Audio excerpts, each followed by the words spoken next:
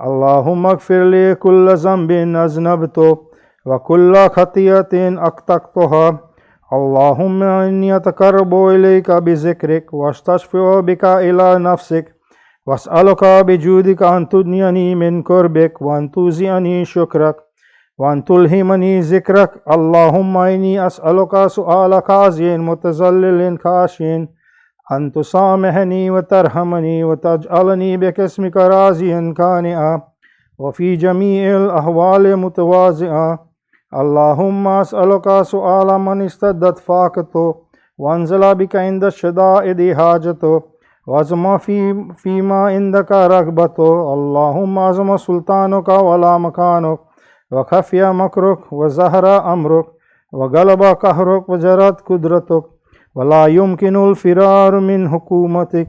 اللهم لا أجد لذنوبي غافرا ولا لكبيه ساترا ولا لشيء من عملي الكبيه بالحسن مبدلا غيرك. لا إله إلا أنت سبحانك وبحمدك ظلمت نفسي وتجرت بجهالي وسكنت إلى قديم ذكرك لمنك علي. اللهم مولاي كم من قبيح سترت وكم من فاده من البلاء أقلت وكم من إسار وكيت وكم من مكروه دفعت وكم من ثناء جميل لست أهلا له نشرت. اللهم عظم بلائي وافرت بي سوء حالي وكسرت بي أعمالي وقضت بأغلالي وحبسني عن نفع بعض أعمالي وقضتني الدنيا بغرورها ونفسي بخيانتها ومثالي يا سيدي. فأسألك بعزتك لا أن يحجب عنك دعائي سوء عملي وفعالي ولا تفزني بخفي ما اطلعت عليه من سري ولا تؤاجلني بالعقوبات على ما عملته في خلواتي من سوء فعلي وإساءتي ودوام تفريطي وجهالتي وكثرة شهواتي وغفلتي. وكن اللهم بعزتك لي في كل الأحوال رؤوفا وعلي في جميع الأمور عطوفا. إلهي وربي من لي غيرك أسأله كشف ضري والنظر في أمري. إلهي ومولاي أجريت علي حكما اتبعت فيه هوى نفسي ولم أحترس فيه من تزيين عدوي فجرني بما أهوى وأسعده على ذلك القضاء فتجاوزت بما جرى علي من ذلك بعض حدودك وخالفت بعض أوامرك فلك الحمد علي في جميع ذلك ولا حجة لي فيما جرى علي في قضاءك وألزمني حكمك وبلاؤك. وقد أتيتك يا إلهي بعد تقصيري وإسرافي على نفسي معتذرا نادما منكسرا مستقيلا مستغفرا منيبا مكرا مذعنا معترفا لا أجد مفرا مما كان مني ولا مفزعا أتوجه إليه في أمري غير قبولك عذري وإدخالك إياي في سعة رحمتك. اللهم فاقبل عذري وارحم شدة الزر وفكني من شأد ساقي. يا رب ارحم ضعف بدني ورقة جلدي ودقة عزمي يا من بدأ خلقي وذكري وتربيتي وبري وتغذيتي. هبني لابتداء كرمك وسالف برك بي يا إلهي وسيدي ربي. أتراك مؤذبي بنارك بعد توحيدك وبعد من طوى عليه قلبي من معرفتك ولهج به لساني من ذكرك وتقده ضميري من حبك وبعد صدقي ترافي ودعائي خاضعا لربوبيتك. هيهات أنت أكرم من أن تزيع من ربيت أو تبعد من أدنيت أو تشرد من آويت أو تسلم إلى البلاء من كفيته ورحمته. ولا شيري يا سيدي وإلهي ومولاي تسلط النار على وجوه خرت لعظمتك ساجدة وعلى ألسن نطقت بتوحيدك صادقة وبشكرك مادحة وعلى قلوب نترفت بإلهيتك محققة وعلى زمائر هوت من العلم بك حتى صارت خاشعة وعلى جواره ساءت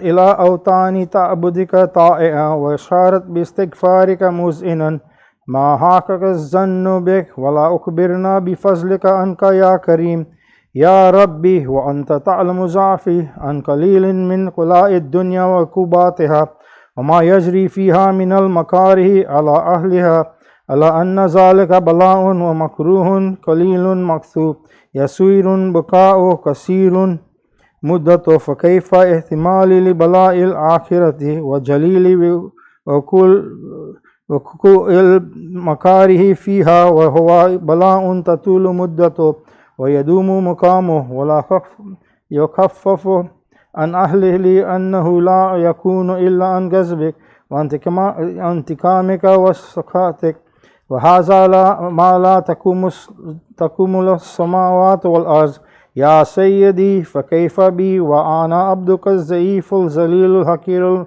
المسكين المستكين يا إلهي وربي وسيدي ومولاي لأي الأمور إليك أشكو ولما منها أزج وأبكي لعليم العذاب وشدة أم لطول البلاء ومدته فلئن سيرتني للعقوبات مع أعدائك وجمعت بيني وبين أهل بلائك وفرقت بيني وبين أحبائك وأوليائك فهبني يا إلهي وسيدي ومولاي وربي صبرت على عذابك فكيف أصبر على فراقك وهبني صبرت على حر نارك فكيف أصبر عن النظر إلى كرامتك أم كيف أسكن في النار ورجائي عفوك فبعزتك يا سيدي ومولاي أقسم صادقا لئن تركتني ناطقا لأزجن إليك بين أهلي جزيج العاملين ولا أسركن إليك سراق المستسركين وإلى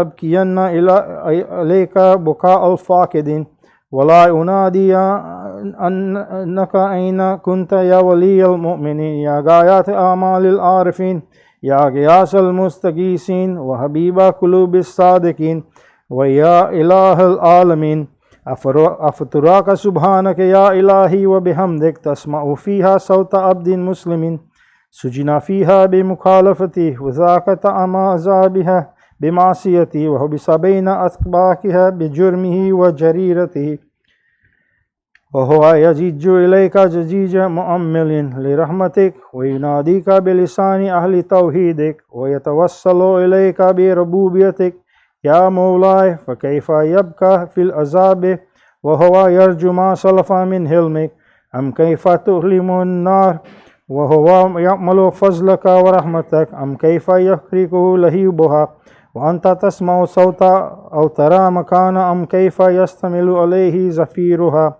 وأنت تعلم ضعف أم كيف يتقلقل بين أسباكها وأنت تعلم صدق أم كيف تسجره زبانيتها وهو يناديك يا رب أم كيف يرجو فضلك في إتكه منها فتتركه فيها هيهات ما ذلك الظن بك ولا المعروف من فضلك ولا مشبه لما عملت به الموحدين من برك وإحسانك فباليقين أكتو لولا ما حكمت به من تعذيب جاهدك وكزيت به من إقلاد معاندك لجعلت النار كلها بردا وسلاما وما كان لي عهد في مكر ولا مقام لكنك تقدست أسماؤك أقسمت أن تملأها من الكافرين من الجنة والناس أجمعين وأن تخلد فيها المعاندين وأنت جل ثناؤك قلت مبتدئا وتتولت بالإنعام متكرما أفمن كان مؤمنا كمن كان فاسقا لا يستوون إلهي وسيدي فأسألك بالقدرة التي قدرتها وبالقضية التي حتمتها وحكمتها وغلبت من عليه أجريتها لفي هذه الليلة وفي هذه الساعة كل جرم أجرمته وكل ذنب أذنبته وكل قبيح أسررته وكل جهل عملته كتمته أو أعلنته أخفيته أو أظهرته وكل سيئة أمرت بإثباتها الكرام الكاتبين الذين وكلتهم بحفظ ما يكون مني وجعلتهم شهودا علي مع جوارحي وكنت أنت الرقيب علي من ورائهم والشاهد لما خفي عنهم وبرحمتك أخفيته وبفضلك سترته وأن توفر حظي من كل خير أنزلته أو إحسان تفضله أو بر تنشره أو رزق تبسطه أو ذنب تغفره أو خطأ تستره يا ربي يا ربي يا رب يا ربي يا ربي يا رب يا ربي يا ربي يا رب يا إلهي وسيدي ومولاي ومالك رقي يا من بيده ناصيتي يا عليما بضري ومسكنتي يا خبيرا بفقري وفاقتي يا ربي يا ربي يا رب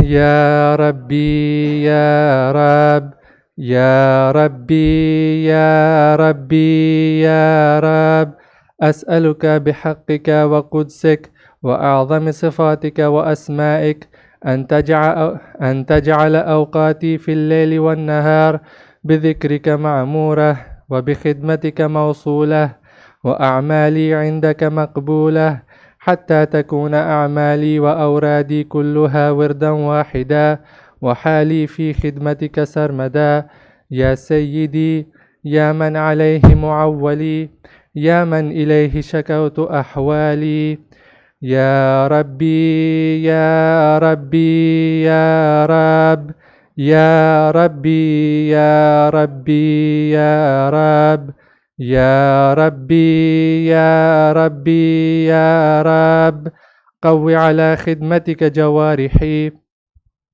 واشدد على العزيمة جوانحي وهب لي الجد في خشيتك والدوام في الاتصال بخدمتك حتى أسرح إليك في ميادين السابقين وأسرع إليك في المبادرين وأشتاق إلى قربك في المشتاقين وأدنو منك دنو المخلصين وأخافك مخافة الموقنين وأجتمع في جوارك مع المؤمنين اللهم ومن أرادني بسوء فأرده ومن كادني فكده واجعلني من أحسن عبيدك نصيبا عندك وأقربهم منزلة منك وأخصهم زلفة لديك فإنه لا ينال ذلك إلا بفضلك وجد لي بجودك واعطف علي بمجدك واحفظني برحمتك واجعل لساني بذكرك لهجا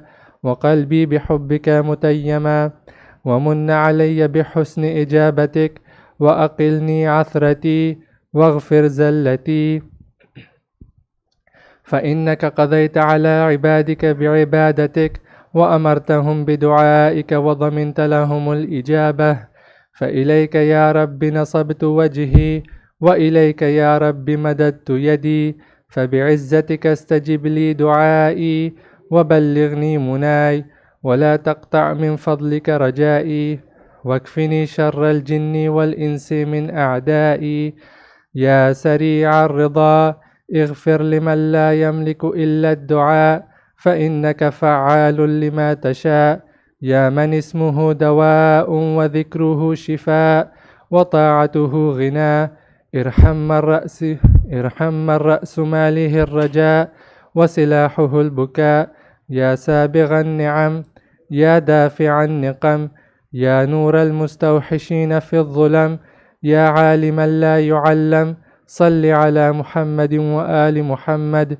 وافعل بي ما أنت أهله وصلى الله على رسوله والأئمة الميامين من آله وسلم تسليما كثيرا اللهم صل على محمد وآل محمد.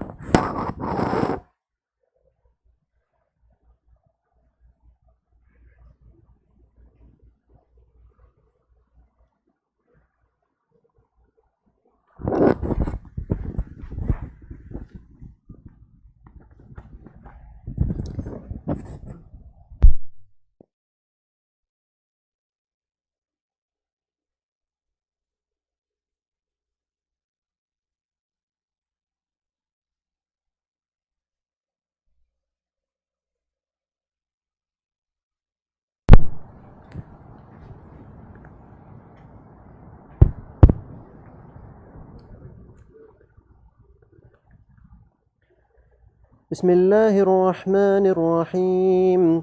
ياسين والقرآن الحكيم إنك لمن المرسلين على صراط مستقيم تنزيل العزيز الرحيم لتنذر قوما ما أنذر آباؤهم فهم غافلون لقد حق القول على أكثرهم فهم لا يؤمنون إنا جعلنا في أعناقهم أغلالا فهي إلى الأذقان فهم مقمحون وجعلنا من بين أيديهم سدا ومن خلفهم سدا فأغشيناهم فهم لا يبصرون وسواء عليهم أأنذرتهم أم لم تنذرهم لا يؤمنون إنما تنذر من اتبع الذكر وخشي الرحمن بالغيب فبشره بمغفرة وأجر كريم إنا نحن نحيي الموتى ونكتب ما قدموا وآثارهم وكل شيء أحصيناه في إمام مبين واضرب لهم مثلا أصحاب القرية إذ جاءها المرسلون إذ أرسلنا إليهم 2 فكذبوهما فعززنا بثالث فقالوا إنا إليكم مرسلون قالوا ما أنتم إلا بشر مثلنا وما أنزل الرحمن من شيء إن أنتم إلا تكذبون قالوا ربنا يعلم إنا إليكم لمرسلون وما علينا إلا البلاغ المبين قالوا إنا تطيرنا بكم لئن لم تنتهوا لنرجمنكم وليمسنكم منا عذاب أليم قالوا طائركم معكم أئن ذكرتم بل أنتم قوم مسرفون وجاء من أقصى المدينة رجل يسعى قال يا قوم اتبعوا المرسلين اتبعوا من لا يسألكم أجرا وهم مهتدون وما لي لا أعبد الذي فطرني وإليه ترجعون أأتخذ من دونه آلهة إن يردني الرحمن بضر لا تغن عني شفاعتهم شيئا ولا ينقذون إني إذا لفي ضلال مبين إني آمنت بربكم فاسمعون قيل ادخل الجنة قال يا ليت قومي يعلمون بما غفر لي ربي وجعلني من المكرمين وما أنزلنا على قومه من بعده من جند من السماء وما كنا منزلين إن كانت إلا صيحة واحدة فإذا هم خامدون يا حسرة على العباد ما يأتيهم من رسول إلا كانوا به يستهزئون ألم يروا كم أهلكنا قبلهم من القرون أنهم إليهم لا يرجعون وإن كل لما جميع لدينا محضرون وآية لهم الأرض الميتة أحييناها وأخرجنا منها حبا فمنه يأكلون وجعلنا فيها جنات من نخيل وأعناب وفجرنا فيها من العيون ليأكلوا من ثمره وما عملته أيديهم أفلا يشكرون سبحان الذي خلق الأزواج كلها مما تنبت الأرض ومن أنفسهم ومما لا يعلمون وآية لهم الليل نسلخ منه النهار فإذا هم مظلمون والشمس تجري لمستقر لها ذلك تقدير العزيز العليم والقمر قدرناه منازل حتى عاد كالعرجون القديم لا الشمس ينبغي لها أن تدرك القمر ولا الليل سابق النهار وكل في فلك يسبحون وآية لهم أنا حملنا ذريتهم في الفلك المشحون وخلقنا لهم من مثله ما يركبون وإن نشأ نغرقهم فلا صريخ لهم ولا هم ينقذون إلا رحمة منا ومتاعا إلى حين وإذا قيل لهم اتقوا ما بين أيديكم وما خلفكم لعلكم ترحمون وما تأتيهم من آية من آيات ربهم إلا كانوا عنها معرضين وإذا قيل لهم أنفقوا مما رزقكم الله قال الذين كفروا للذين آمنوا أنطعم من لو يشاء الله أطعمه إن أنتم إلا في ضلال مبين ويقولون متى هذا الوعد إن كنتم صادقين ما ينظرون إلا صيحة واحدة تأخذهم وهم يخصمون فلا يستطيعون توصية ولا إلى أهلهم يرجعون ونفخ في الصور فإذا هم من الأجداث إلى ربهم ينسلون قالوا يا ويلنا من بعثنا من مرقدنا هذا ما وعد الرحمن وصدق المرسلون إن كانت إلا صيحة واحدة فإذا هم جميع لدينا محضرون فاليوم لا تظلم نفس شيئا ولا تجزون إلا ما كنتم تعملون إن أصحاب الجنة اليوم في شغل فاكهون هم وأزواجهم في ظلال على الأرائك متكئون لهم فيها فاكهة ولهم ما يدعون سلام قولا من رب رحيم وامتازوا اليوم أيها المجرمون ألم أعهد إليكم يا بني آدم ألا تعبدوا الشيطان إنه لكم عدو مبين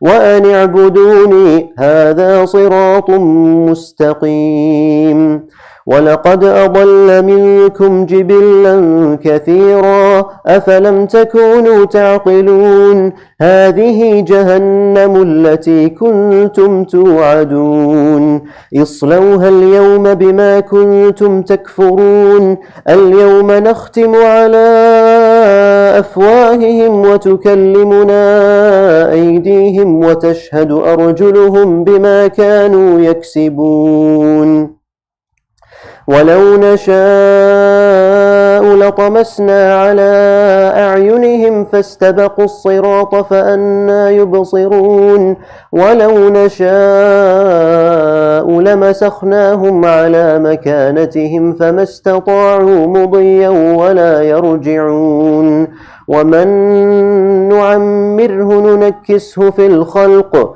أفلا يعقلون وما علمناه الشعر وما ينبغي له إن هو إلا ذكر وقرآن مبين لينذر من كان حيا ويحق القول على الكافرين أولم يروا أنا خلقنا لهم مما عملت أيدينا أنعاما فهم لها مالكون وذللناها فمنها ركوبهم ومنها يأكلون ولهم فيها منافع ومشارب أفلا يشكرون واتخذوا من دون الله آلهة لعلهم ينصرون لا يستطيعون نصرهم وهم لهم جند محضرون فلا يحزنك قولهم إنا نعلم ما يسرون وما يعلنون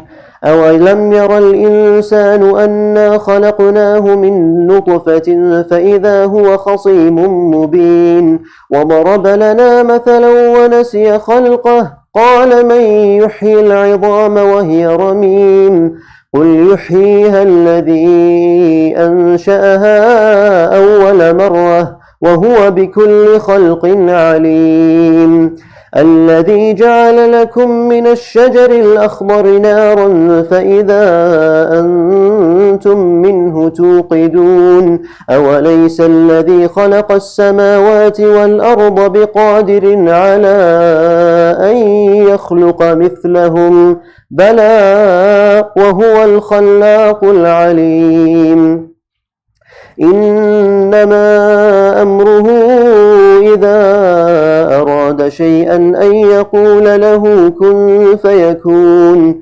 فسبحان الذي بيده ملكوت كل شيء وإليه ترجعون.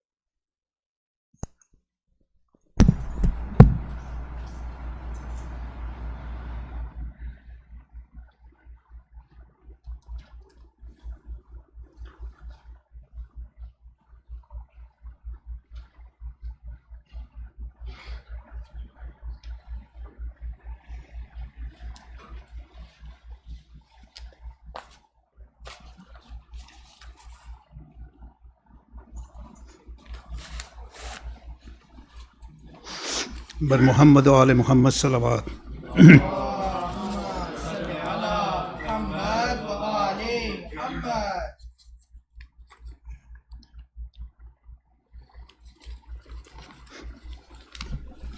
बारे दीगर सलावत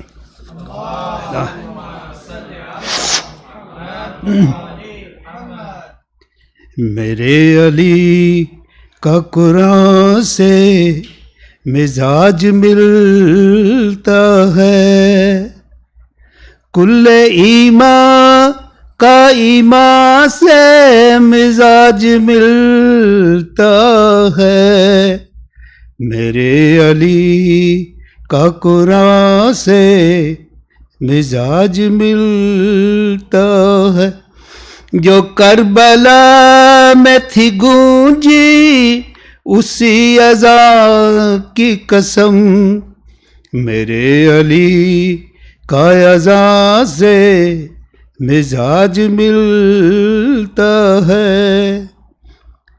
सखा में और अता में ये एक जैसे हैं बताओ ऐसा कहाँ से मिजाज मिलता है मेरे अली का कुरान से जो सब्र ज़हरा को देखा तो फिर यकीन आया हसन हुसैन कमा से मिजाज मिलता है 6 महीने निकले किन रुबाब से पूछो कि अपने भाई जवा से मिजाज मिलता है। किस्सा के नीचे जो हाकम वजूद बैठे हैं, सभी का जाने जहां से मिजाज मिलता है।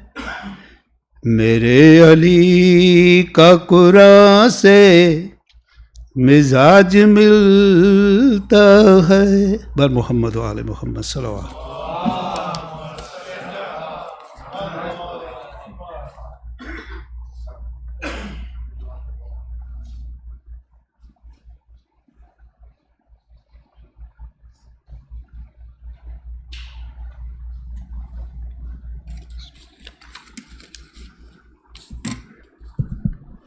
Assalamu alaikum everyone. Tonight we are commemorating the Shahadat of Imam Muhammad al-Baqir alayhi salam. Allahumma salli ala Muhammad wa ala Muhammad. And also the 40th of Marhuma Razavi Mamdani for her Risale Sawab. Here are the upcoming announcements at this center. Inshallah, the next program will be tomorrow, the Jumma Salat at 1:25 p.m. Saturday will be the day of Arafah. Inshallah, we'll have the Arafah Amal here at this center starting at 1:25 with Zohr Salat, followed by the Amal, and then we have the Shahadat of Hazrat Muslim Ibn Aqil Majlis also after the program. And then we have full Niyaz after the Amal and Majlis, inshallah. That is on coming Saturday, 9th of Zilhijjah. 10th will be the Eid day, inshallah, and we will have the Jamaat, the Eid Salat starting at 8:30. The program will start at 8:30 with Dua Nutba and Jamaat Salat, inshallah, at 9 a.m. in the morning. The following program will be the regular Shabe Jumma program, which will be next Thursday at 7:30. And on Friday, we'll have the Wilad of Imam Ali Naqi alayhi salam. Allahumma salli ala Muhammad wa ala Muhammad. That is also a Friday night. So if you remember, we doing a bi-weekly session. It is due actually this Friday, but we cannot do because of the Shahadat night and all those. So inshallah, we'll do it on the following Friday, which will be the Wiladat also. So we'll do the Wiladat program and the games night after the program. So the program starts at 8:15. We'll do the lecture interactive session with our resident alim Maulana Sayyid Saghir Hussain. After that, we'll have inshallah the refreshments, and then we have the games night after Jamaat Salat on next Friday. And then next Friday, the Jumma Salat is also at 1:25. Donations, we have been requesting, if anyone want to donate, we have the credit card machine operational here. If you want to donate by credit card or cash or anything, you can contact myself or Muhammad Bhai, Mauladina, or anyone in the management on the east side, and we can help you out with that. Anyone interested in Jamaat membership can also see myself. We can help you out with all those details, inshallah.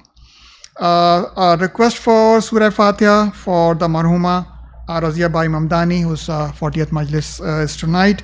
Also a request for the Salisa of Sakina Bai Versi, Akil Versi, and Akul Mu'minin and Mu'minat, your Mu'min, my Mu'min, any volunteer who has served the cause of Imam Hussain anywhere in the world, and all Muslimin and Muslimat. Al-Fatiha.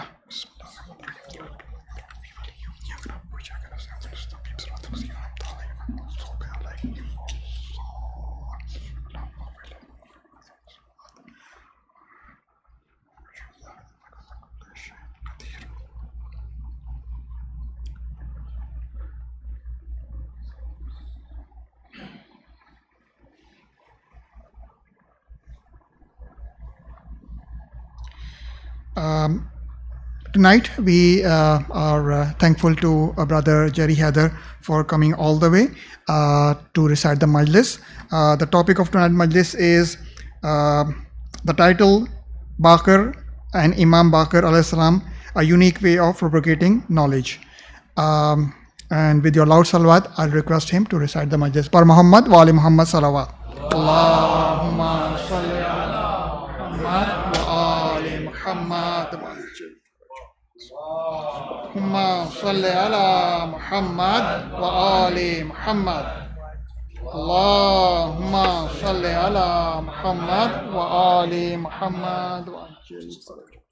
नाराए तकबीर Allahu Akbar. नाराए तकबीर नाराए रिसालत नाराए रिसालत नाराए हैदरी नाराए हैदरी यार मोहम्मद व आले मोहम्मद सलावत اللهم صل على محمد وآل محمد وعجل فرج. رحم الله من قرأ الفاتحة. بسم الله الرحمن الرحيم. الحمد لله رب العالمين.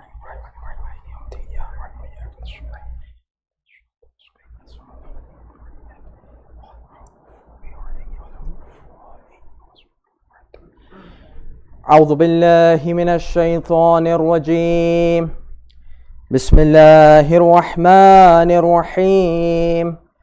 الحمد لله رب العالمين، والصلاة والسلام على أشرف الأنبياء والمرسلين سيدنا ومولانا أبي القاسم محمد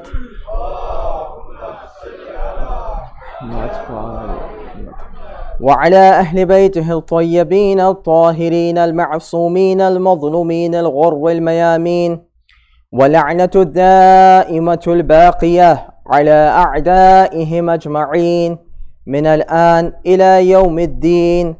أما بعد، فقد قال رسول الله صلى الله عليه وآله وسلم حيث وصف الإمام الباقر: اسمه اسمي وشمائله شمائلي، صدق مولانا رسول الله صلى الله عليه وآله وسلم. صلوات على محمد وآل محمد.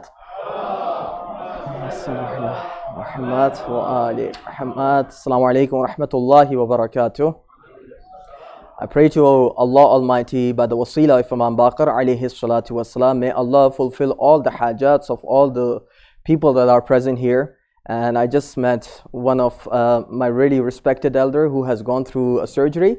My duas for him, and of course you all too, please pray for him, and everyone who has requested us to keep them under their prayers. Please recite salawat ala Muhammad wa ali Muhammad. Allahumma salli ala Muhammad wa ali Muhammad wa ajil farajahum. So today inshallah we will be discussing about the title Baqir, or sometimes as we say in Urdu, Baqir alayhi salatu wassalam. And how was the manifestation of that title when it came to the services that Imam has given to the community as a whole. So the first that we will be discussing is what are the sources and what are the books in which this title Baqir alayhi salatu wassalam is being quoted. Is it something which is really specific to the Shia books, or is it something which is even quoted by non-Shias? Right? When I say non-Shias, obviously I don't only mean the mainstream Orthodox Sunni Islam. I also mean the people that belong to other school of thoughts other than the Sunni school of thought too. You might have come across the name Mu'tazilites, right? So Mu'tazili, Ash'ari and Ahlul Hadith. These are the three primary school of thoughts when you are considering non-Shias in general, right? When you talk about the Orthodox Islam.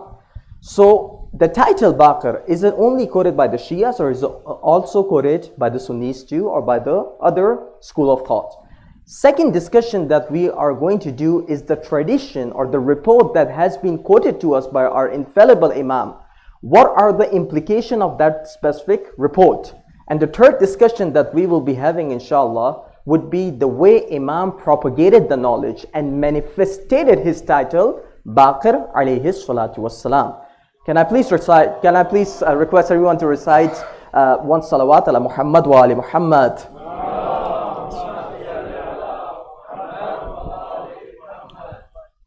So when it comes to the title Baqir, right, we have title of Imam Ja'far al-Sadiq as Sadiq, 7th Imam as Kazim, 8th Imam as Rada, 9th Imam as Shawad or Taqi, 10th Imam as Hadi or Naqi. So we have all these titles, right?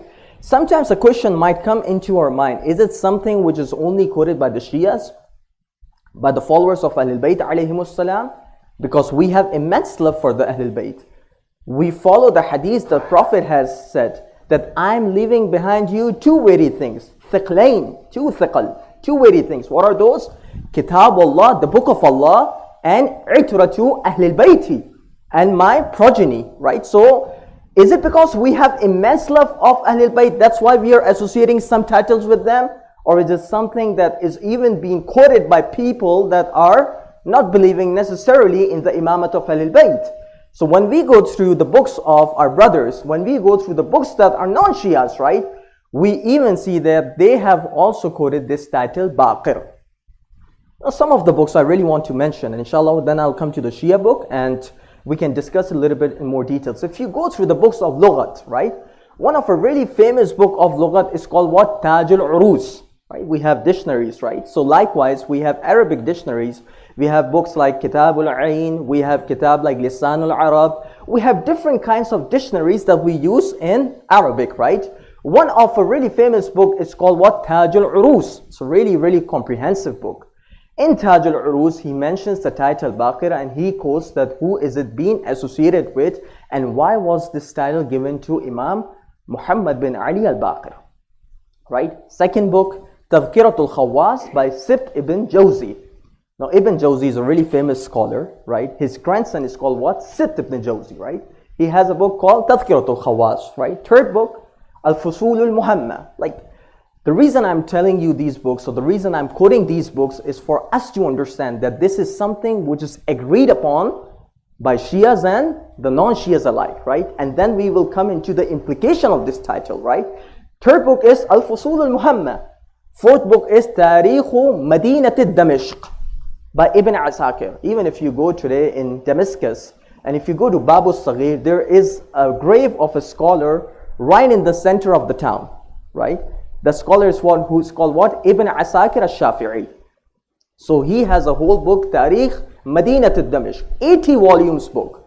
And he also discussed its title, Baqir, and the reason this title was given. Inshallah, I'm going to come into that detail. Likewise, a book called Saba'ikul Dhahab. In that book too, it's also mentioned. Ahsanul Qasas, that book too. So all of these books are the non-Shia books. And one of a Mu'tazili book, you know, we are talking about the books that are Orthodox Sunni Islam of Ash'ira and Ahlul Hadith. The third kind of like Sunnis are called what? Mu'tazilites. One of the Mu'tazili, his name is Ibn Abi Hadid al-Mu'tazili, right? Ibn Abi Hadid al-Mu'tazili, in his book Sharh Nahj al-Balagha. When you go through the commentaries of Nahj al-Balagha, there are different commentaries that the scholars have written. There's a commentary by a really early Shia scholar, by Allama Rawandi. He has written a book called Minhaj al-Bara'a. Likewise, we have a commentary on Nahj al-Balagha by Ibn Maytham al-Bahrani, right? Likewise, we have a commentary which is written by a non-Shia. His name is what? Ibn Abi Hadid al-Mu'tazili. Ibn Abi Hadid al-Mu'tazili too, he has quoted this title Baqir too. This is about the Sunni text, right? About the Shia text, there's so many books. Almost all the books that you read through, that you go through, that has been written on the topic of the personalities or the personification of Aimma alayhimus salam, you will always get this title when you're going through the biography of Imam Baqir alayhi salatu wassalam. You go through the book of Irshad by Shaykh al-Mufid. Shaykh al-Mufid has another book called Al-Ikhtisas. Inshallah, I'm going to go a little bit further on this. Al-Ikhtisas that he has written on the Fadail of Ali Muhammad alayhimus salam. Likewise, there is another book by Shaykh Suduq called Ilal al-Shara'i. Right? Ilal al-Shara'i, this book has been translated into Urdu. And I would really request people that can understand Urdu a little bit, they should go through this book. Beautiful book in which Imams have discussed the reasoning behind some of the things or some of the ahkamat that you see in Islam. And one of the questions that was being asked was that why Imam, the fifth Imam, is called Baqir. So Shaykh Suduq quotes a hadith. And likewise, the hadith that today inshallah I'm going to be talking, and the text that I will be using is from Shaykh Kulayni, right? Shaykh Kulayni, Thaqatul Islam, Muhammad bin Ya'qub al-Kulayni. He has a book, the book that is revered by the Shias the most. You know, we have Nahj al-Balagha, of course, we revere a lot. But Al-Kafi, it contains over 16,000 ahadith. 16,000 ahadith. If you combine whole Sihah Sitta, you know, the 6 Sunni books combined, it doesn't have that much hadith that we have in one book only. 16,199 hadiths, right? Sheikh Kulani has quoted in his book Kitab al-Hujjah. Kitab al-Hujjah, so he has Kitab al-Aql wal-Jahal, Kitab al-Tawheed. The third book that he has in Al-Kafi, in Usul al-Kafi is what? Kitab al-Hujjah. Under Kitab al-Hujjah, he has a whole chapter on Imam Baqir alayhi salatu wassalam. Salawat ala Muhammad wa ali Muhammad. The whole chapter is called what? Babu Mawlidi Abi Ja'far Muhammad bin Ali. Right? So a little bit discussion that I'm going to do, and I will try to give you a little bit of glimpse of the Ilm al-Rijal too. So Shaykh Kulani quotes, Iddatu min ashabina. I'm quoting from group of my companions, group of the scholars. So group of the scholars, not one person is quoting this hadith. Group of the scholars is quoting this hadith. From whom? So they quote from Ahmad bin Muhammad. Now there is a difference between the scholars. Who is this Ahmad bin Muhammad? Some says that he is Ahmad bin Muhammad bin Khalid al-Barqi. Sorry, this discussion might get a little bit dry, but I really want you to get a little bit taste of the Shia Ilm al-Rijal. You know, Ilm al-Rijal, as we have seen, the science in which you go through the biography of the narrators. Are they trustworthy or not? Can they be relied or not? This is called what? Ilm al-Rijal, right? So here I'm discussing a little bit about Ilm al-Rijal too. So Iddatu min ashabina, from group of companions, from group of the scholars, they are quoting from whom? Ahmad bin Muhammad. Scholars have a difference of opinion. Is this Ahmad bin Muhammad bin Khalid al-Barqi or Ahmad bin Muhammad bin Isa al-Ashari? Both of them are trustworthy. You go through what Najashi has said, you go through what Sheikh Tusi has said. Both have authenticated it. Both are trustworthy scholars. So this narrator is also trustworthy. The third narrator, and Muhammad bin Sinan. So Muhammad bin Sinan is a narrator who is differed upon. Some scholars have weakened him, and some scholars like Ayatollah Khomeini in his book Kitab al-Bay' and other scholars like Sheikh Mufid have authenticated him, right? I'm going to come into this discussion a little bit more, and then he quotes from Aban bin Taghlab. My brothers and sisters, just concentrate a little bit. Aban bin Taghlab is one of the most prolific Shia narrator, right? He has met Imam Zainul Abidin, he has met Imam Baqir, he has met Imam Sadiq alayhimus salam. And he was of such a level that Imam Sadiq would ask him to go in Masjid al-Kufa and, you know, to give fatwa in Masjid al-Kufa describing about the ahadith of Ahlul Bayt. You know, this special condition or this special reverence that's been given to Aban bin Taghlab is unmatched, right?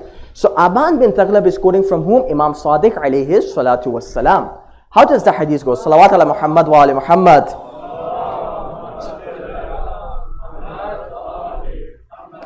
So Imam Sadiq alayhi salatu wasalam is quoting this hadith. Now someone might ask you, someone might question you that there is a narrator, Muhammad bin Sinan. How could you rely upon this hadith? So we have 2 or 3 answers to it. Firstly, Muhammad bin Sinan himself is being declared trustworthy by some scholars. That's one answer. Second answer is that it's not only narrated through one chain. This title Baqir, and the reason this title was given to him by the Prophet, is narrated by multiple chains. And when we have multiple chains combining, that hadith becomes authentic itself, right? And thirdly, all the Shia and Sunni scholars, they rely on all the traditions that we are quoting, and this tradition is so famous that both Sunnis and Shias, they have accepted unanimously, right? So that's why this is one of the answers that we give. Al-Ikhtisar, Shaykh al-Mufid, and likewise Ilal al-Shara'i.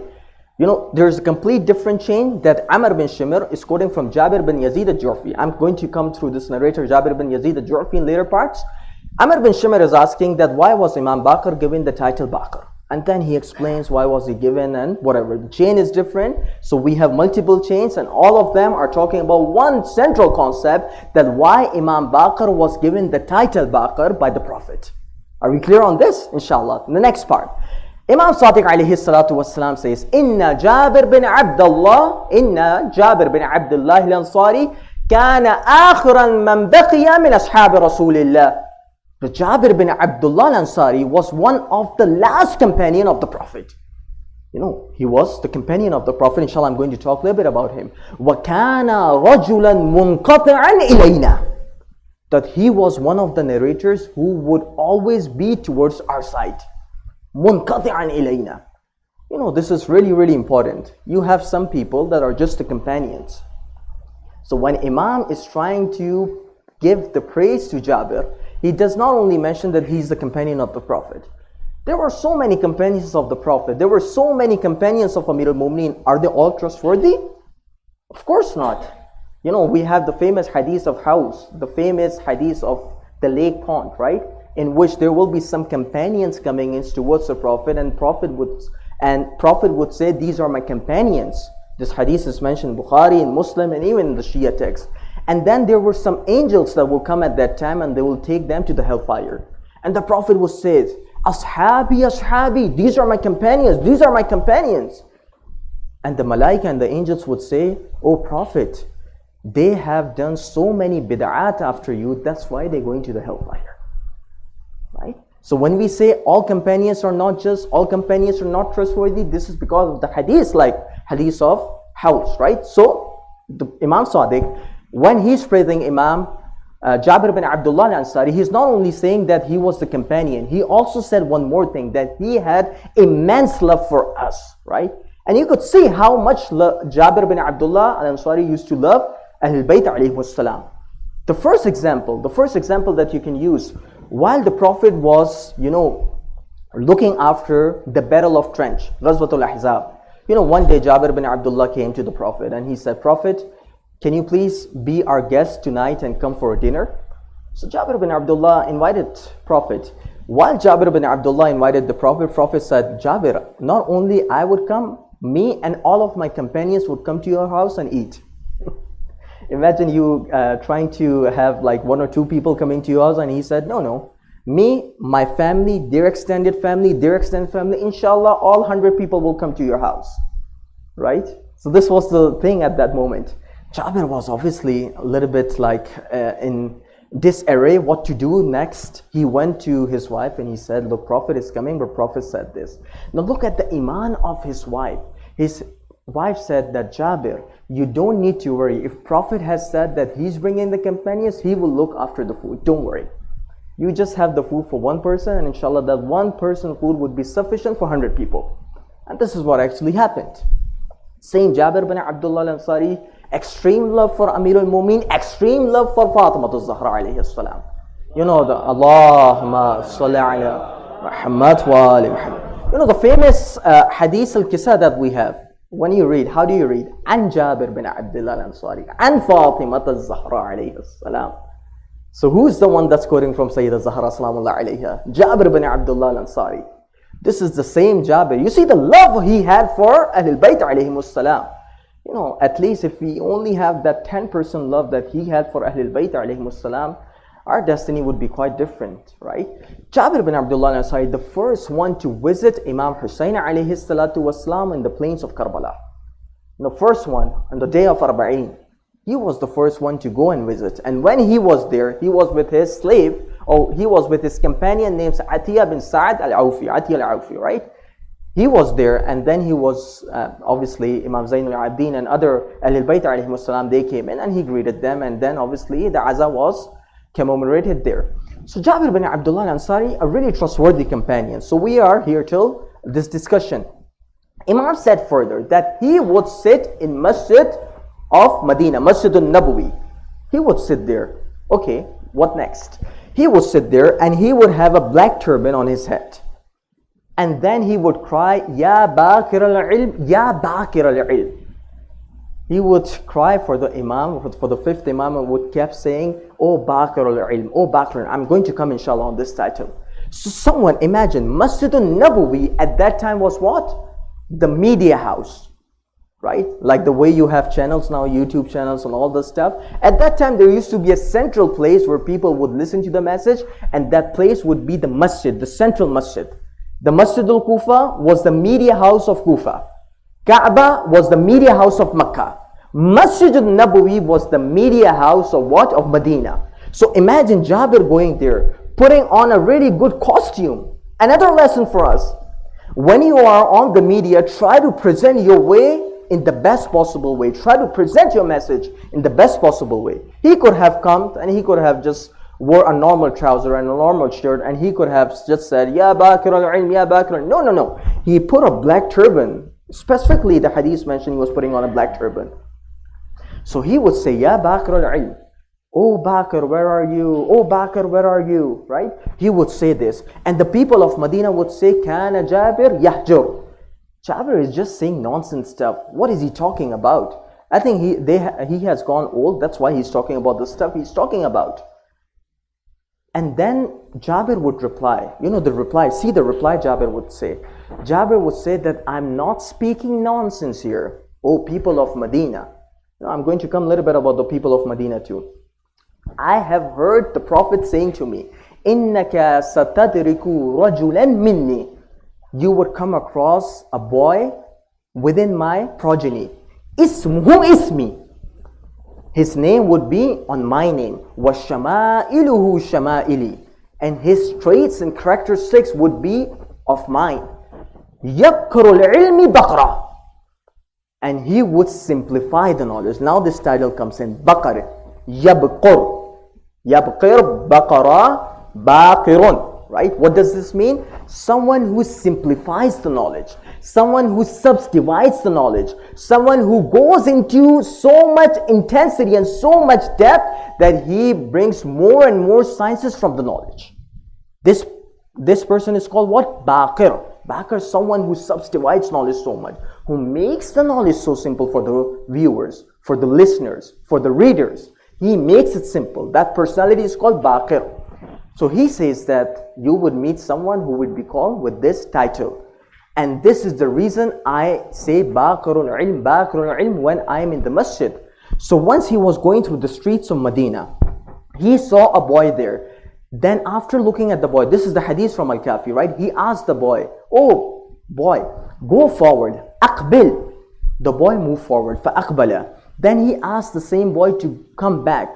Atbir. The boy came back too. Fa'atbara. And then Jabir bin Abdullah al-Ansari says, وَالَّذِي نَفْسُ بِيَدِي شَمَائِلُ رَسُولِ اللَّهِ sallallahu alayhi wa sallam. By Allah who controls my whole personality, these are the same traits that the Prophet had. Imagine Jabir bin Abdullah, and as soon as he saw Imam Baqir, imagine this first move, or the first time he's looking Imam Baqir, he went on to Imam Baqir, started kissing him, and then he said such a beautiful line, Bi abi anta wa ummi. He says, may my parents, may my mom and dad be ransomed to you, O Baqir alayhi salatu wassalam. Abuka yaqra'uka salam. Your grandfather, Prophet, has sent salutations and salams to you. So this is the merit of Imam Baqir alayhi salatu wassalam. And then he went to Imam Zainul Abidin. The hadith continues, he went to Imam Zainul Abidin and he told the whole story what was going forward. How did he meet Jabir, and how Jabir greeted him, and how Jabir was praising him, etc. Imam Zainul Abidin said, since the people of Medina, he wanted to say it not through his word, through his condition. He said, since people of Medina know who you are, don't go outside, just stay in your home. Stay at your home, don't go outside. Then what would happen was Jabir bin Abdullah would come to meet Imam Baqir and would seek knowledge from him on the matter of Tawheed. Imagine someone who is so aged. Jabir bin Abdullah, as I have mentioned, in the Battle of Trench. When did Battle of Trench happen? 5th of Hijrah, right? 5th of Hijrah, he was with whom? He was with Prophet. He was married. And all the way he's meeting Imam Baqir alayhi salatu wasalam after the incident of Karbala. So 60 years later, his age would be 80 or 85 at that time, right? Because a normal person would generally marry after 20 years. 80 to 85 he's at that time. But even then, when he's going to meet Imam Baqir, who is hardly 7-8 years old, he is greeting him like this. He's asking all the masla and everything. He wanted to tell us a lesson that, oh Shias of Ahlul Bayt alayhimus salam, if you ever come across a difficulty, if you ever come across a masla, don't give your own opinion, but see what your Imams have said about this thing. What our Imams have said about the specific issue, right?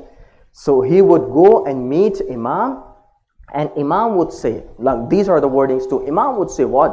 Qala Rasulullah, kada wa kada. The Rasulullah said this and this. Imam would say the Prophet has said this and this. When people of Medina, they would come across that Imam Baqir alayhi salatu wassalam is quoting Prophet directly without any someone in the chain. He's quoting directly. Why? Because Imam Baqir is born when? 57th of Hijrah. Prophet died when? 11th of Hijrah. So there's a difference of 46 years between them, right? So Imam Baqir saying the Prophet said this, Prophet said this. So people of Medina started calling Imam Baqir as liar. People of Medina started calling whom? Fifth Imam as liar. You know, these are the same people of Medina. Now, so many people, they have problem. And of course, the problem is completely right. Oh, people of Kufa were like this. People of Kufa were like this. Of course, people of Kufa has so much deficiencies, right? And they were even responsible for killing Imam Hussain alayhi salatu wassalam. But you have to remember one thing. They were same Kufa. When you see the companions of the Imam on the day of Ashura, most of them were from where? Kufa. Abis bin Abi Shabib al-Shakiri al-Kufi. Habib bin Mudahir al-Asadi al-Kufi. Muslim bin Awsaja al-Kufi. Shawzab al-Kufi. Burayl al-Hamadani al-Kufi. Yeah, of course. Kufa was like a city where you have people from different beliefs. They were living there. The Shias of Kufa never let Imam down. Remember this thing. The Shias were always with Imam. Some of them who were not able to help, they were being imprisoned by Ibn Ziyad. People like Mukhtar, people like Maytham al-Tammar, all of them were imprisoned at that time.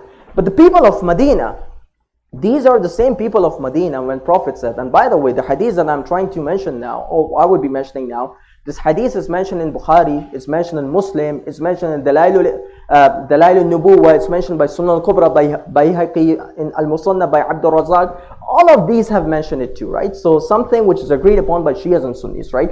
Prophet says, Halumma aktub lakum kitaban la tadillu ba'da.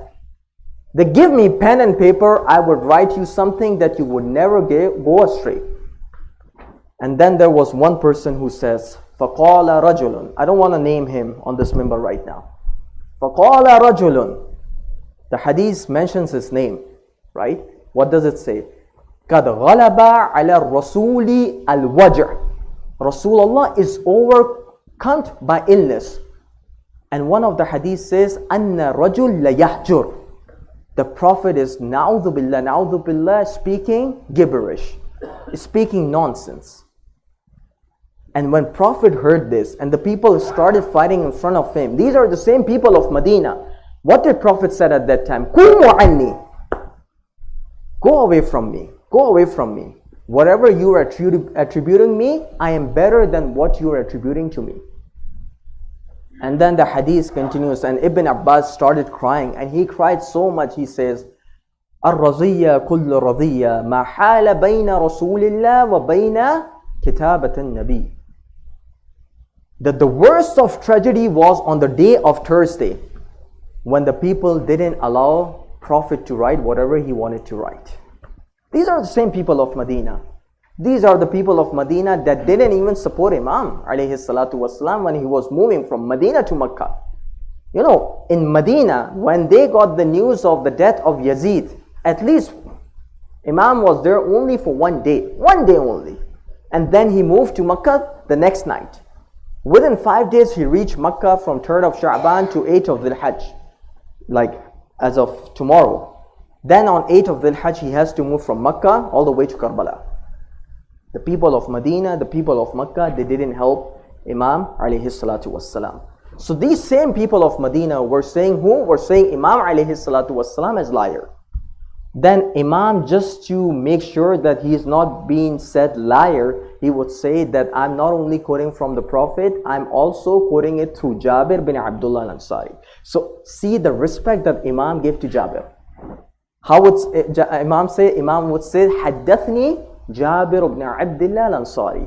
The hadith that I'm quoting is not something that I'm quoting out of the blue. These are the hadiths that Jabir bin Abdullah has quoted to me through Prophet. Right? So this is the way Imam Baqir alayhi salatu wassalam was called what? Baqir. So Baqir is one who makes the knowledge simple. Some of the concepts that when you go through, some of the philosophical concepts, some of the theological concepts when you go through, some of the things that has to do with fiqh, they are so difficult for us to understand.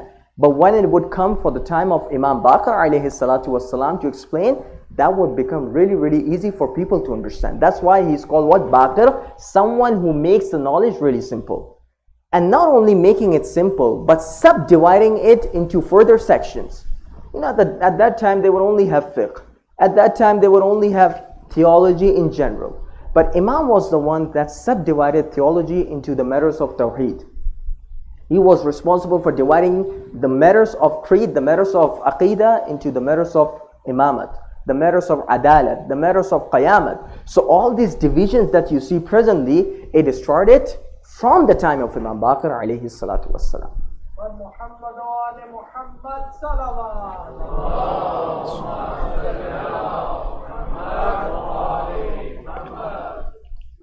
So now we move on to the third discussion of this title Baqir. How did Imam manifested this title Baqir? How was he able to communicate the knowledge, and how effective his tools of communication was when it comes to imparting the knowledge to the Islamic society of that time? The first thing he did was that this title Baqir included that he communicated a lot of hadiths to his companions, to his students, right? One of the companions that you even heard at the start of the majlis, his name was what? Jabir bin Yazid al-Ju'fi. In Wasail al-Shia is one of our classical work, right? Alam Hurra Amili in Wasail al-Shia, and I think it's also mentioned in Kishi too, Rijal al-Kishi. Wasail al-Shia in volume 30, it said that Jabir bin Abdullah al-Ansari, he said that he narrated 70,000 hadiths from Imam Baqir alayhi salatu wassalam. So imagine one narrator, only one student quoting 70,000 hadiths from Imam alayhi salatu wassalam. And then the second example that we can use is of Muhammad bin Muslim al-Thaqafi. Remember, there were some Shia jurists, Shia fuqaha of that time that stand out as you compare them with others. One of the example we used was what? Aban bin Taghlab. Another example that you can use, and probably you would have heard a lot, is Zurara. Have you heard the name Zurara, right? Zurara. Third name is Abu Basir. Fourth name is Burayd bin Ma'awiyah. Fifth name is Muhammad bin Muslim al-Thaqafi. He was from Banu Thaqif, Muhammad bin Muslim. He said a really, really important line. And he says, Ma shajara fi ra'yi illa sa'altu an Muhammad bin Ali Abi Ja'far. That if any problem would I come across in my life and I wouldn't know what would be the answer, I would always ask Imam Baqir alayhi salatu wassalam. Some of the etiquettes that we need to learn too. In this present age, everyone has their opinion. If you come across a masala, if you come across an issue, right? Oh, what is the ruling for this thing? So instead of consulting the scholars of the Marajia, right? We try to give our own opinions. Oh, I think, what my research says, it should be like this. Then another one would say, okay, my research says it should be like this. What is your opinion? And how much your opinion actually matters in the matter of faith, in the matter of Islam. Your opinion doesn't mean anything. Only the opinions of Ali Muhammad means to us everything. And the Marajis, whatever rulings they give to us through going through the hadith and going through the Quran. Remember this, right? And from Quran and hadith, they extract the ruling, whatever rulings you see in the book and in Tawdi'ul Masail and Minhaj al-Salihin and books like these, right? So he said, whenever I would come across a masala, I would always consult who? Imam Baqir alayhi salatu wassalam. حتى سألت عنه 30,000 hadith. And I would consult him so much that I have asked him roughly around 30,000 hadiths. 30,000 hadiths. And from his son Imam Sadiq alayhi salatu wasalam, I consulted him and I extracted 16,000 hadiths only from Imam Sadiq alayhi salatu wasalam. So imagine the volume of knowledge Imam Baqir alayhi salatu wasalam was able to propagate. Volume of the knowledge. I'm only giving you examples of two narrators. Namely whom? Muhammad bin Muslim and Jabir bin Yazid al-Ju'fi. Let alone all the narrators. I haven't talked about Zurara. I haven't talked about Aban bin Taghlab. I haven't talked about Abu Basir. All of these scholars I'm not talking about, I'm only talking about two narrators. And imagine so much knowledge that Imam has given only to two of them. So if you multiply him, if he had 3,000 students, if he has 4,000 students, and on average, even if he's giving 1,000 hadiths to one of them, then you can just multiply and do the maths yourself, and then you would have numbers in millions that Imam communicated the hadiths of the Prophet to his companions and to his students. Right? Second important characteristics, or second way Imam manifested his knowledge, was not only teaching to the Shias. Really important point here. And I think it's a lesson for all of us too. That when we have the majalises here, as much as it should educate our Shias, the followers of Ahlul Bayt, it should be a source of knowledge for the non-Shias too. Right? One of a really famous Sunni scholar, his name is Nawawi. He has a book called Tahdhib al-Asma'i wal-Lughat.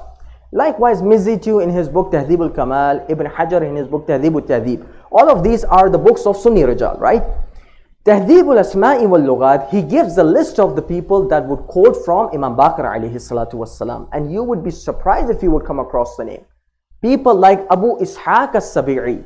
Abu Ishaq as-Sabi'i is the one that would quote from Amir al-Mu'minin alayhi salatu wassalam. He was so old. Even then he would quote the hadith from whom? From Imam Baqir alayhi salatu wassalam. Second example, Zuhri. I think the people that go through the Sunni literature, they would come across this name a lot. Muhammad bin Muslim ibn Shahab al-Zuhri. Third scholar, Rabi'a. Fourth scholar, Ata bin Abi Rabbah. Fifth scholar, Abu Hanifa al-Kufi. Abu Hanifa, the fiqh al-Hanfi, the fiqh al-Ahnaf, right? So Abu Hanifa was the student of whom? Imam Baqir and Imam Sadiq alayhi salatu wassalam. And he had a really famous saying that goes, Lawla sanatan lahalak al-Nu'man. If it wouldn't be for the 2 years that I studied under Imam Baqir and Imam Sadiq, I would have perished. The same way second caliph used to say about Amir al-Mu'mineen, Lawla Abu al-Hasan lahalaka fulan. That if it wouldn't be for Amir al-Mu'mineen alayhi salatu wassalam, someone would have perished too. Right? So this is the thing that we have. So the knowledge that he was giving, it was not only for the Shias too. It was for everyone. Everyone that would come there, they would get their share of knowledge too. And the third thing he did was really important. Another lesson for us. He was not one-man army that would try to do everything by himself. He would have certain institutes that he had, or the Hawzajat at that time. At that time, he was able to have schools all over the Islamic lands. He had a school in Kufa. He had a school in another Shia place, which is Qum, right? Qum was always a Shia place, right? So Imam Baqir alayhi salatu wassalam was one of the pioneers that was able to have the school there too, and also in the Holy Land of Khurasan too. The same place, Khurasan, where Imam Rada alayhi salatu wassalam is buried, right? Imam Baqir alayhi salatu wassalam was that personality that established all these institutes, that established all these schools through which the scholars would come. Sometimes I might do as much hard work as I can, but if I go, then probably my hard work would be for 30 years, for 40 years, for 50 years maximum. But how would I translate that hard work that I'm doing into 300 years, into 3,000 years, into 400 years, into 500 years?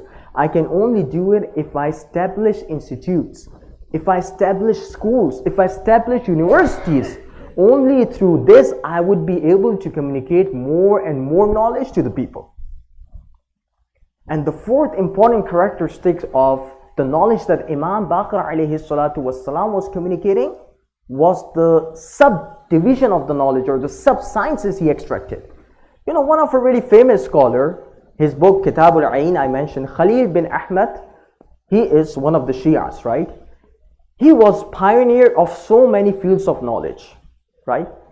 One of the knowledge that he was pioneer was called Ilm al-Uruz. I won't be able to go a lot of detail because I'm just running short of time. Ilm al-Uruz, it is said by a Sunni scholar, Abu Hatim al-Razi. He is quoting from Khalil. He's saying that Ilm al-Uruz that I got was from one of the students of Imam Baqir alayhi salatu wassalam. So imagine all these knowledge that you see, the chemistry that you see, came through whom? Jabir bin Hayyan. Ilm al-Nahf. You know, people that are studying Arabic grammar, they know there's ilm al-Sarf and ilm al-Nahf. Ilm al-Nahf, how did it come through? It came to us through Abu al-Aswad al-Doili. Who was Abu al-Aswad al-Doili? My people that might know. Imam Ali's student, Ahsant. So all these knowledge that you see right now to us, the Islamic sciences that you see, they all are related to our Imam directly or indirectly. So these were the ways that Imam was able to communicate the knowledge. I have communicated like 4 ways that he was able to communicate his knowledge, right? The 5th way he did was through the emotional means. یعنی ابھی ہماری جو گفتگو ہو رہی ہے اردو کے حصے پہ آتے ہیں, معذرت کے ساتھ تقریباً کافی وقت چلا گیا. امام باقر علیہ السلام کی ہم شخصیت کو دیکھ رہے ہیں کہ کس طریقے سے انہوں نے علم کا پرچار کیا, کس طریقے سے تشہیر علم امام علیہ السلام نے کی, اور ہم نے کافی سارے طریقوں کو بتایا جس کے طریقے سے امام نے اپنے علم کا اظہار اور اپنے علم کا پرچار لوگوں میں کیا. اور سب سے اہم طریقہ جس کے ذریعے سے امام نے اپنے علم کا پرچار کیا وہ عزاداری کے ذریعے سے تھا. اور یہ میں کوئی جذباتی جملہ نہیں کہہ رہا.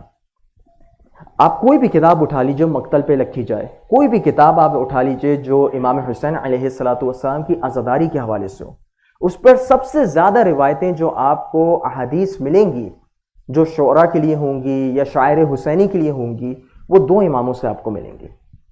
ایک امام محمد الباقر علیہ السلام اور ایک امام صادق علیہ السلام سے ملیں گی. اور یہی طریقہ تھا امام کا. اور امام کی وہ حالت کیوں نہ بھی ہو, یاد رکھیے گا کہ جب کربلا جاتے ہیں بعض محققین کی رائے کے مطابق 64 خواتین تھیں امام کے ساتھ. 64 women were with امام حسین علیہ السلام. اور ان 64 خواتین کے ساتھ کچھ بچے بھی تھے. انہی بچوں میں سے امام محمد الباقر کربلا میں بھی موجود تھے. میں اپنے موضوع پر آ گیا, مصائب کے موضوع پر آ گیا. یعنی امام کے جب ہم مصائب کو بیان کرتے ہیں تو ان کے وہ مصائب فقط نہیں ہیں جو انہوں نے شہادت کے وقت دیکھے جب ہشام بن عبد الملک نے ان کو قتل کیا, بلکہ جب امام کے مصائب دیکھتے ہیں تو 3 سال کے بچے نے کتنے مصائب دیکھے ہوں گے. آپ کو یاد ہے یعنی جب حضرت عباس علیہ السلام اجازت مانگنے آتے ہیں تو حضرت عباس کا ایک مشہور جملہ ہے, اور وہ کہتے ہیں مولا میں آپ سے اجازت مانگنے آیا ہوں کیونکہ میں بچوں کو دیکھ رہا ہوں العطش العطش کی آوازوں کو بلند کر رہے ہیں. بچوں کو دیکھا نا العطش العطش کی آوازیں بلند کرتے ہوئے, اس میں یقیناً جناب رقیہ بھی تھیں, اس میں یقیناً جناب سکینہ بھی تھیں. میرا دل کہتا ہے کہیں امام باقر بھی ہوں گے جو العطش العطش کی آوازوں کو بلند کر رہے ہوں گے. بس عزاداروں ہم اپنے موضوع پر آ گئے, اور ان بچوں پر کتنا ظلم ہوتا ہے کربلا میں. عزاداروں ایک روایت ہے جو ریاض القدس نامی کتاب ہے علامہ قزوینی کی, وہاں سے نقل کر رہا ہوں کہ جب امام حسین علیہ السلام کا سر قلم کیا جا رہا ہوتا ہے, جب سید الشہداء کو شہید کیا جا رہا ہوتا ہے, تو ایک دفعہ ذوالجناح آتا ہے, لیکن ذوالجناح اس حالت میں آتا ہے کہ اس پر کوئی سوار موجود نہیں ہے. سوار موجود نہیں ہے تو بیویاں سمجھ جاتی ہیں. روایت کے جملے ہیں کہ 60 سے اوپر خواتین ایک دفعہ کربلا کے میدان میں آتی ہے, اور فقط خواتین میدان میں نہیں آتی بلکہ بچے بھی میدان میں آتے ہیں, اور ایک دفعہ امام کے پاس پہنچ جاتے ہیں. لیکن عزاداروں ستم سنیے گا کہ ایک دفعہ امام کے پاس پہنچے, امام شہادت کی منزل سے قریب ہے, لیکن وہاں شمر کھڑا ہوا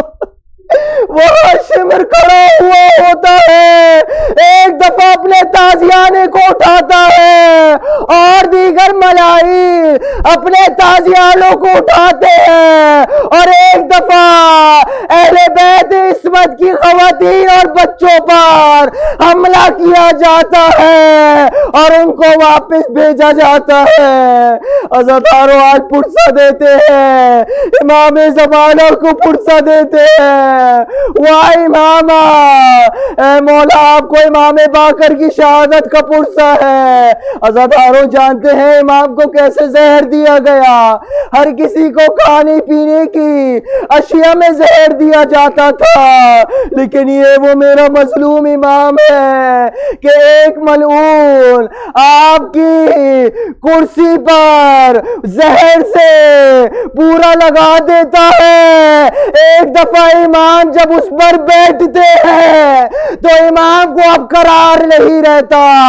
بس عزاداروں میرا دل یہ کہتا ہے کہ جب امام اس مصیبت سے گزر رہے ہوں گے تو اپنے بابا کو بھی یاد کیا ہوگا، اے میرے بابا جب کربلا سے جا رہے تھے تو آپ کو کس طریقے سے اونٹ پہ سوار کیا۔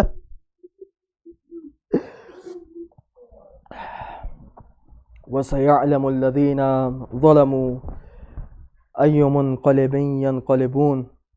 خداوند متعال ہماری اس قلیل کو اپنی بارگاہ میں قبول فرما۔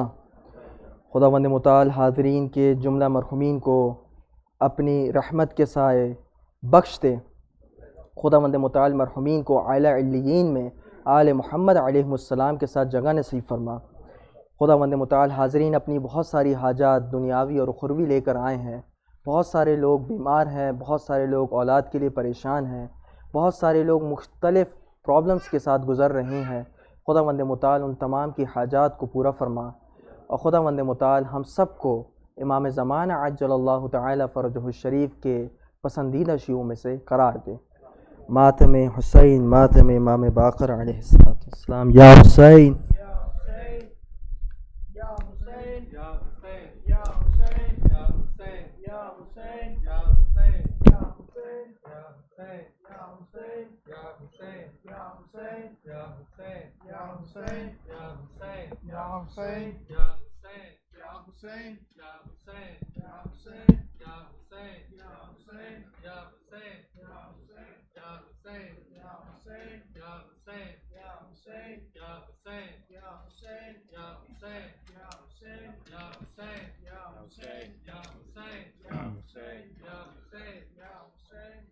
ہر دل میں جگہ پاتے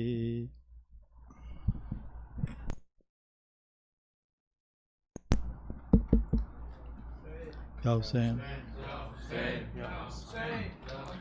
ہر دل میں جگہ پاتے جیون میں سما جاتے، شبیر مدینے سے گر ہند میں آ جاتے، ہر دل میں سما جاتے، جیون میں سما جاتے، ہر دل میں سما جاتے، جیون میں سما جاتے، کچھ کان نہ پڑ جاتا سنسار میں پانی کا، کچھ کان نہ پڑ جاتا سنسار میں پانی کا، کچھ کان نہ پڑ جاتا سنسار میں پانی کا، دو بوند اگر ظالم، دو بوند اگر ظالم اصغر کو پلا جاتے، ہر دل میں جگہ پاتے جیون میں سما جاتے، ہر دل میں جگہ پاتے جیون میں سما جاتے، اصغر کو تو جلدی تھی پرلوک پہنچنے کی، اصغر کو تو جلدی تھی پرلوک پہنچنے کی، اصغر کو تو جلدی تھی پرلوک پہنچنے کی، گردن کا جو زخم اپنی، گردن کا جو زخم اپنی ماتا کو دکھا جاتے، ہر دل میں جگہ پاتے جیون میں سما جاتے ہر دل میں جگہ پاتے جیون میں سما جاتے بابا میں کبھی شکوہ کرتی نہیں پانی کا بابا میں کبھی شکوہ کرتی نہیں پانی کا بابا میں کبھی شکوہ کرتی نہیں پانی کا لاشا میرے اموں کا لاشا میرے اموں کا ندیا سے اٹھا لاتے ہر دل میں جگہ پاتے جیون میں سما جاتے ہر دل میں جگہ پاتے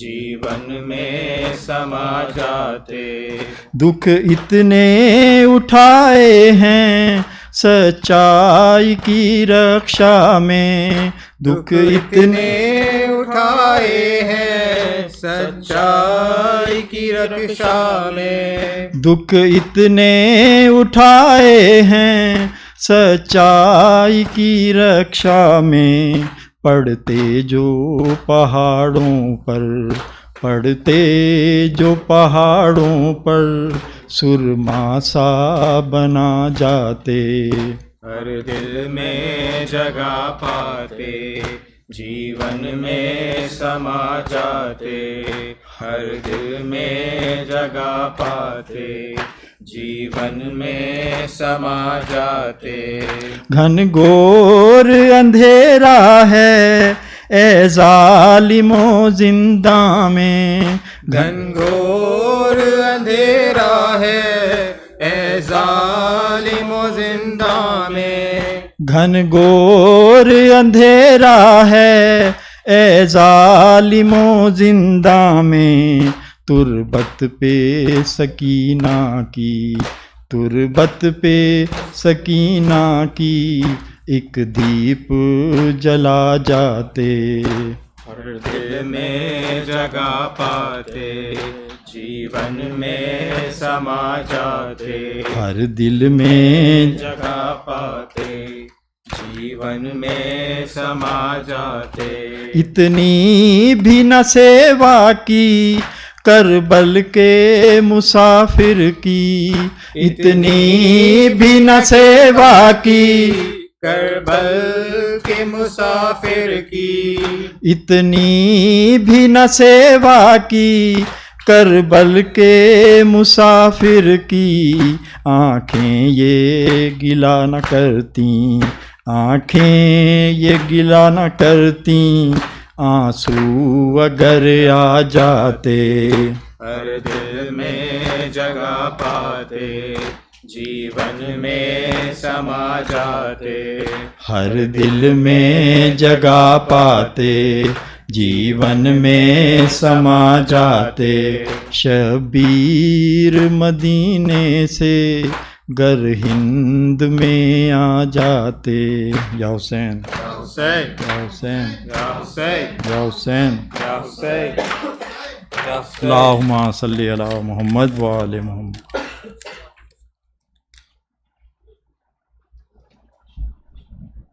We'll just break for the tabarruk. Inshallah, we'll serve the tabarruk. Then we have Jamaat namaz, and then we'll have the Ziyarat Wasa after that. So if you can just come a little bit towards the mimbar, they will set up the tabarruk tables, and after tabarruk we'll have Jamaat namaz. It's about almost like 15 minutes. So inshallah we have tabarruk and then Jamaat. Just a quick announcements of couple of things. There is a book that is Hadiya.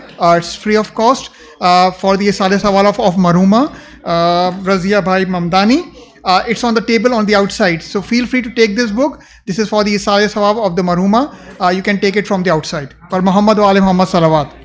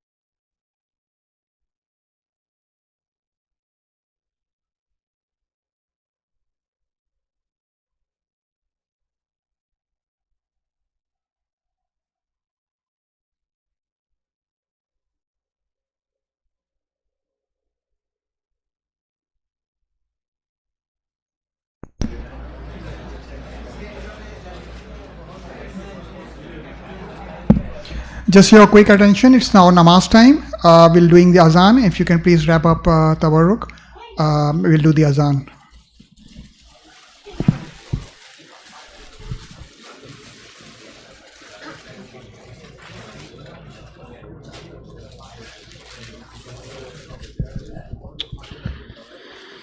بسم الله الرحمن الرحيم توكلت على الحي الذي لا يموت والحمد لله الذي لم يتخذ صاحبة ولا ولدا ولم يكن له شريك في الملك ولم يكن له ولي من الذل وكبره تكبيرا. اللهم صل على محمد وآل محمد وعجل فرجه. الله أكبر الله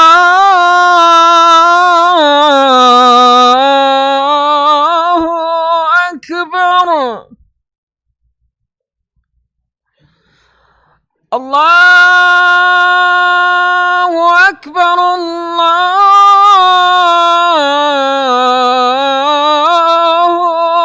أكبر. أشهد أن لا إله إلا الله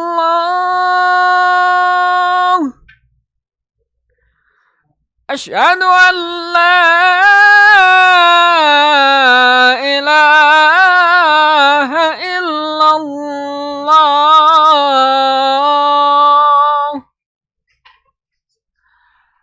أشهد أن محمدًا رسول الله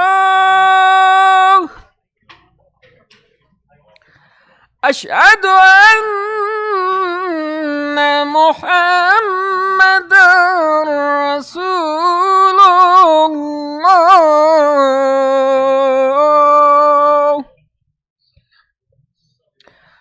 أشهد أن أمير المؤمنين علي ولي الله أشهد أن عليا حجة الله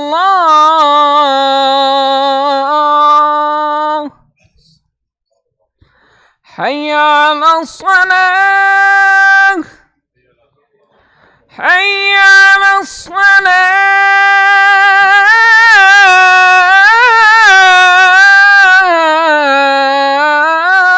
الصلاة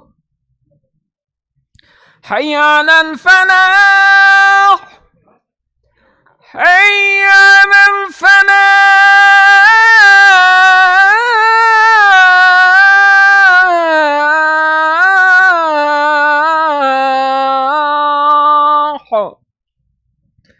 حي على خير العمل حي على خير العمل الله أكبر الله أكبر لا إله إلا الله لا إله إلا الله وصلى الله على محمد وآله وسلم.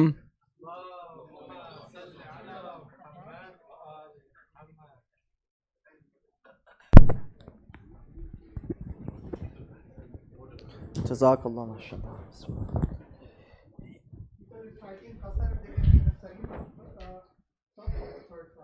Anyone who's reciting